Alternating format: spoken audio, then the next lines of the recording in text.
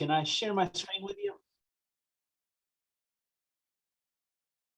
Yes, I can. There's Wisdom. Can you help? Oh, there we go. Okay. I think we're good. Let me find you again. I'm sorry. One moment. All right. Do you see my main screen? We do. Very good. Well, friends, thank you for allowing me to be with you again. It is a privilege to preach, and it's especially a privilege to get to preach for you. So thank you for offering me this time. The church at Burns this year, every year we have a theme that we kind of focus on for the year, an idea of something that is important to us that we try to just glue onto. That's not to say we don't talk about some other things as necessary, but our idea for this year has been the theme of building bridges. We live in a world that is so increasingly divided. I think it's true everywhere, but where we live, politics are just so very nasty. In our county, brothers and sisters, there are 33 churches of Christ. And I don't say that with pride, I say that with sadness, because so many of those churches exist because churches were not able to solve problems and figure out how to work together. So more churches, smaller churches continue to exist. So building bridges feels very important to me. And when I read through the Gospels, I see how often Jesus was a builder of bridges. In John's Gospel, there is a woman who is by herself in chapter 4, in the middle of the day, drawing water. She's probably there because she wants to be ignored. But Jesus reaches out and builds a bridge with her. It's a beautiful scene. In John 3, there is one of the Pharisees who's curious, and he comes to Jesus at night. And I think Jesus knew he was there at night because I think he was wanting to make sure he wasn't seen. But Jesus reached out and built a bridge to him. Jesus is the ultimate bridge builder. And as a bridge builder, he calls us to be bridge builders. So what we have been talking about the last few weeks at Burns is how do we imitate Jesus in the building of bridges? Because building bridges seems kind of scary and it seems kind of difficult. I don't know how the roads in South Africa are, but it seems like all the time here they are building or repairing bridges, and it's always messy, it's always expensive, and it's always overdue. It takes too long to get them done. So this morning, I'm just going to talk about one piece of bridge building, but it's the most important piece. If you don't have any of the other pieces, this is the one piece you have to have. And if you have all the rest of the pieces, but not this piece, your bridge is going to fall out. And that's the simple idea that bridges need foundations. In the States, a lot of our people watch home improvement shows, HGTV, and the fixer-uppers and house flippers and shows like this, where they come in and they put new curtains up, or they put new flooring in, or they put shiplap on the walls. They do all this stuff. But what you never see on those shows is foundation work. And if you don't have a solid foundation, it doesn't matter how much paint you put on the walls, you're going to have major problems. In fact, we understand this so well, we teach our kids a little song. Do the kids in your churches sing this little song about the wise man built his house upon the rock? The wise man built his house upon the rock. The wise man built his house upon the rock. The rains came tumbling down. And you remember at the end of that song, what happens? The wise man's house stands firm. But the foolish man built his house upon the sand. Do you remember that song? Foolish man built his house upon the sand. And at the end of that, you get the rains came down and the floods came up and the foolish man's house went splat. And that idea that man's house that goes splat is straight out of the words of Jesus. Jesus in Matthew 7 said, everyone who hears these words of mine and does them is like someone who builds a wise man who builds his house on a rock. If you want a foundation, the foundation is Jesus, the words of Jesus, not just hearing them, but hearing them and doing them. Foundations are pivotal. If you want to be able to withstand a hurricane, you need foundations. If you want to be able to withstand grief, you need foundations. If you want to be able to withstand uncertain times, you need foundations. And if you want to be able to reach someone else in this world, you absolutely need foundations. Our world is drowning, and we have to stand in a place of safety to pull someone out of the pool. It doesn't help us to hop into the pool and drown with them. That's why we need foundations. But again, foundations aren't what most people like to talk about. You recognize this building, don't you? The Burj Khalifa. It's in Dubai. It's a famous place because right now it is the world's tallest building. It is 2,722 feet tall. It's over half a mile tall in our units. Everyone talks about it. Everyone wants to see it. I don't know if any of you've seen it, but I would love to see it. And it has all of this incredible architecture and technology, and it's so beautiful. In fact, even at night, they can project a light show on this building. It's gorgeous. I'd love to see it. But what's interesting to me about this building isn't just what you see, it's what you don't see. The Burj Khalifa has one of the deepest foundations of any building on the planet. Because if you don't remember, it's in Dubai, and Dubai is in deserts, and deserts are built on sand. And not only does Dubai have sand to deal with, it has some very strong winds that come through. Do you remember Matthew 7? The foolish man built his house upon the sand, and the rains came down and floods came up and the winds blow, right? So this building, they actually had to invent a new way of building foundations. The Burj Khalifa actually only has one basement level. Most of these other skyscrapers have a lot of floors underground for parking or storage or things like that. But every bit of what was underground in the Burj Khalifa was needed to keep the building standing up, to keep that building upright. Getting the foundation right is absolutely what matters most. In Romans chapter 15, Paul said that it was his ambition to preach the gospel where Christ had not already been named, because he didn't want to build on someone else's foundation. And I get that, because sometimes when you build on someone else's foundation, you find that it's not as sturdy as you thought it was. You don't know what it is exactly. In 1 Corinthians chapter 3, Paul said you can't lay any foundation other than Jesus Christ. But people build with different things: gold, silver, stones, wood, hay, straw. Those are strange building choices, aren't they? But what Paul says is one day, maybe not today, but one day, what is in those foundations will be revealed. I imagine that the three little pigs were each pretty proud of the house they had built. The pig who built his house out of straw probably was really happy with the insulation value. And the pig who built his house out of the sticks was probably really happy about how easy it was to go find those sticks. You didn't realize that they didn't have a solid foundation until the big bad wolf came and huffed and puffed and blew those houses down. Do you remember when Jesus preached the parable of the sower and the types of soil? Remember that in the two most difficult soils, the stony ground and the thorny ground, it was really an issue of foundation. It seemed good at the start, but then it failed. Remember the rocky ground, it sprung up, it grew great, but when there was a drought, it didn't last. And the thorny ground, it sprung up and it did great, but then the other plants choked it out. So again, time and time again in scripture, we see this idea that the foundation matters incredibly much. And just because a foundation looks good doesn't mean that it is good. So here's what I want to talk to you about today. We need to be aware of what foundations we do and don't have. And there's kind of two ways, I think, that people get this wrong, that they have bad foundations. And the first one is probably the first one that you have imagined. There are some people in our world that just don't seem to have any foundation. They're people who don't have moral compasses. They're controlled by fads and media and popularity. In the United States, we call them politicians. I don't know what you call them, but there are a lot of versions of this. These people are lost puppies in life. They are not sure what they stand for or what they do, and they don't have any sort of foundation. And the Bible talks about this type of person directly. If you read Ephesians 4:14, they're described as immature infants who are blown about by winds of doctrine. They don't have stability.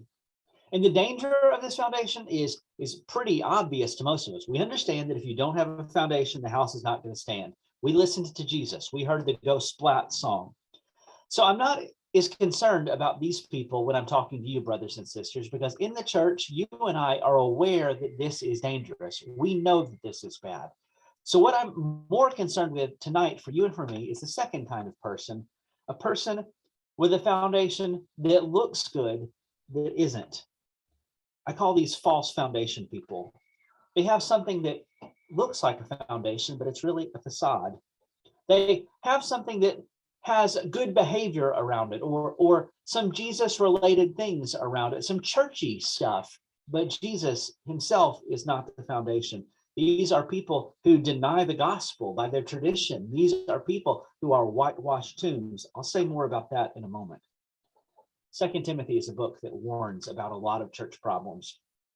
And chapter 3 in particular is interesting. The first 4 verses of 2 Timothy 3 are one of those passages that's kind of a laundry list of bad things that people do. Lovers of self, lovers of money, proud, arrogant, abusive, unholy, heartless, slanderous, treacherous, and those were just my favorite on the list. In verse 6 talks about those people as creeping into households or churches and leading people astray. So if you read that chapter, that's a little weird because the first 4 verses are lists of obviously bad things. And then verse 6 describes those people as sneaking in. So when I read 2 Timothy 3, I thought, how can people this bad sneak in? I mean, aren't they obvious? That's when I got to verse 5 and read that again. These people have the appearance of godliness, but deny its power. Oh, they look good. They sing the songs. They dress up nicely, but inside, the foundation isn't there. They look like they should be following Jesus, but they're not following Jesus. They look good rather than are good. Again, this is what Jesus warned about. Matthew 23, whitewashed tombs. He talked about cups that have been washed on the outside, but on the inside, not so much. Folks, if you're only going to wash one part of the cup, wash the part that has what you're drinking in it. Don't just pay attention to the outside. Wash the whole thing, though. It is so easy for us to have a foundation of what looks good. We can build it up with traditions and assumptions and dress it up. We can put lipstick on a pig, but it's still a pig. My friend James Hinkle says beauty is skin deep, but ugly goes all the way to the bone. It's easy, unfortunately, for churches to be built on this sort of foundation, a foundation of pleasing people. Now, make sure that you hear this right, because what I'm describing happens on both sides of the coin. When I start to talk about a church that's pleasing people, my mind immediately goes to churches out there that water down the gospel and don't ever say anything hard or difficult. Churches that have no more substance than be nice. Churches that everything is all right and everyone is all right. Those people have a fake foundation. But you know who else has a fake foundation? A cranky church that's pleasing its people, that's entertaining its members by condemning people. There are churches that are entertained by being told how right they are and how smart they are and how everyone else has it wrong. There was a church in our town of a different type, and it only lasted 6 months, but the sign said on it, King James only, old hymns, and fancy dress. And I don't have a problem with any of those things if those things are your convictions. But what struck me was the sign was literally advertising that they were pleasing people, a certain set of people. It's so easy to make our ideas and our preferences our foundation instead of Jesus himself. It's so easy for us to make ourselves the standard of right and wrong rather than Jesus himself.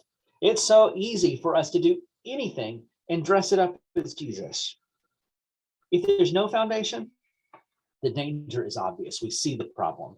But this second kind of person that has the appearance of a foundation is even more dangerous. If you see a house that doesn't have a foundation, you're not going to let the kids go in it because you know it's dangerous. But if you see a house that looks like it has one, you let your kids go in, and then the house might collapse on them. We have to be so careful not to be no foundation people, but also not to be false foundation people. Something that pretends to be a foundation but isn't is exactly what Jesus warned about in Matthew 15, verse 8 and following. These people honor me with their lips. Their hearts are far from me. In vain do they worship me, teaching as doctrines the commandments of men. I'm almost done. This sermon is mercifully short for you this Sunday evening. I don't have a lot more to say, but I want to make sure that you get this. Here's a picture. You see the guy who looks like a successful businessman, and you see the guy who looks homeless, right? If the guy who looks homeless walks into the church, it's easy for you to look at him and say, man, that guy needs Jesus. He smells like the floor of a bar. He looks awful. He's slurring his speech. He's neglecting his kids. You see the things that are wrong with this guy. So if this guy walks into your church, you're not going to say to him, would you like to preach tonight? You're not going to say to him, would you like to be in charge of the nursery tonight? No, that's not going to happen. The guy on the left, he dresses well. He has a nice job. He has some money. He's never been arrested. He has a nice car. He gives to the church. He doesn't say bad words in public. You might invite him in, and you might not realize that he doesn't trust Jesus. The man in the suit is actually more dangerous than the homeless man because he may be trusting in money, but he can pretend to be trusting in Jesus. He may be trusting in his smarts, but he is not trusting in Jesus. The guy in the suit is more dangerous than the homeless man. Okay, I know I'm using a story where I'm judging based on appearances, but I hope that you follow what I'm trying to say with this. If someone comes to church and they're dressed right and they say the right words, they can become an elder. Make sure that your leaders are people who are committed to Jesus, not committed to looking good, not committed to filling pews, but committed to Jesus. Can I share a quote from C.S. Lewis? This comes from his book, Mere Christianity, and I think he hit the nail on the head here. He said, niceness, that is a wholesome, integrated personality, niceness is an excellent thing.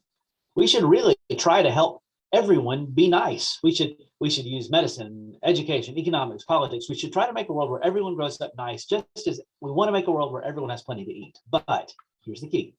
We must not suppose that even if we succeeded in making everyone nice, we should have saved their souls. Here's the key. A world of nice people, content in their own niceness, looking no further, turned away from God, would be just as desperately in need of salvation as a miserable world. It might be even more difficult to save. Do you hear what Lewis is saying in this quote? He's saying, we of course want people to have their act together. Problem is, sometimes when people have their act together, you find out they don't have a foundation underneath them.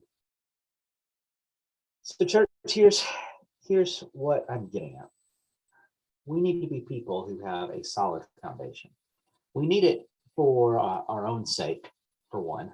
We need it for stability in our own lives so that we can make it through trials and temptations and tribulations. We need stability. We need foundations. You can't live without them. You can't raise your kids without foundations. You can't navigate through life without foundation. You need foundations. But as a church, if we're going to reach people, it becomes even more necessary that we have these foundations, that our foundations aren't on the wrong things, but on the right one. What's the song we sing? All other ground is sinking sand. Y'all sing that song too, don't you? We desperately need to make sure we are building our house on the rock, on the Lord Jesus Christ. It's easy for us to build our reputations on looking good, on filling up a church, on saying the right things, singing the right songs, organized. The foundation must be Christ and Him crucified. What did Paul say? I have decided to know nothing among you. Well, that's where most of us stop. I've decided to know nothing among you except Christ and Him crucified. Woe be unto me if I do not preach the gospel, Paul says, right? We are Christ people. So let's take seriously our title, our descriptor of Church of Christ, and make sure that we are being the church of the living Christ, that Christ is our foundation. Nothing else is solid enough. Not Paul Gerber, not Matthew Hiatt, not any of us. I'm not the foundation of the church. None of us are. Our building is not. Hear me super well. We must live and breathe and die on Jesus Christ. Anything else, that's secondary or later. So church, here's my challenge. Here's my call to you. This week, I want you to look at your life, your own individual lives, not somebody else's. That's a lot more fun, but it's not as productive. I want you to look in the mirror. I want you to look at yourself. And I want you to look at your foundation. When was the last time you looked at the foundation of your house? I don't ever look at the foundation. I don't have to paint it. It's just there, right? But I want you to look closely at your foundations and ask some hard questions. Am I trusting in money for my security, or am I trusting in Jesus? You want to know one way you can tell that? If your retirement account gets a whole lot smaller and you are panicking, that might be a sign. I mean, I want to be able to retire one day. I want to have enough money to absolutely. But you remember what Jesus said, seek first the kingdom and his righteousness. You remember that? And all these other things will be taken care of. You remember that text? What do you do if money is your foundation? Is the approval of other people your foundation? Friends, sometimes I say things in sermons that are not popular. And I am by nature a person who wants to make people happy. My nickname is Happy Hiatt. So I want to please people. That's the way I'm wired. But I have to watch my foundation. Am I getting my value from other people or from Jesus himself? I have to watch for that. Am I just trying to stand on my own feet to prove that I'm smart or valuable or something like that? Or am I trusting in Jesus Christ? Do you remember the psalm? Some trust in horses, some trust in chariots. We trust in the name of the Lord our God. Are you trusting in your politics?